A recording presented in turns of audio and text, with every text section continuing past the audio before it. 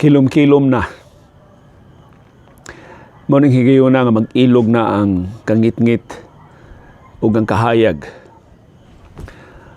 Wa ko mahibaw kung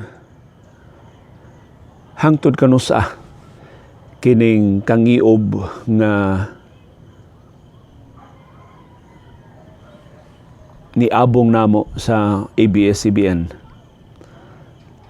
Ang kinaham nga bahin sa adlaw sa kasagaran nato mao ang sunset, ang pagsawop sa adlaw. Makita nato ang kamabulukon sa bukid, ang katahom sa adlaw sa iyan ng pagsawop sa kasadpan. Apan mausab ni ang among sugilanon, among kahimtang karon sa ABS-CBN.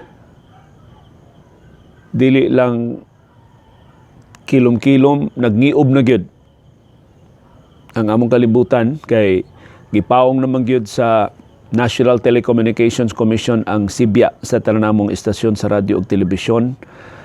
Wa may kahibaw kano sa ami makatingog pagbalik. Ang Kongreso naglalis pa, ang Korte Suprema nangayo pa sa tubag sa NTC ug sa Kongreso sa petisyon namo alang sa temporary restraining order.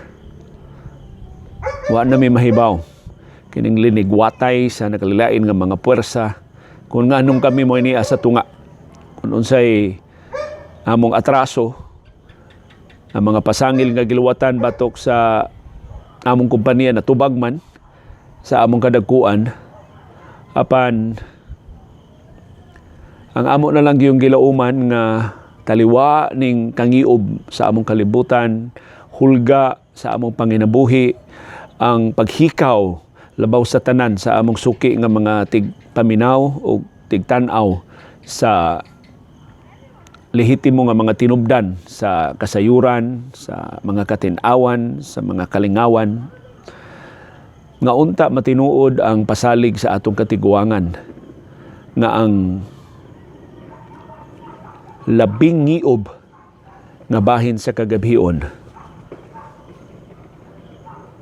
mahitabo sa dayong siak sa banag-banag. So hinaot nga dunay banag-banag kining naglugitom karon nga nahimutangan sa ABS-CBN. Hinaot dili mapilde ang panginabuhi sa kalibuan namo ka mga kauban sa trabaho.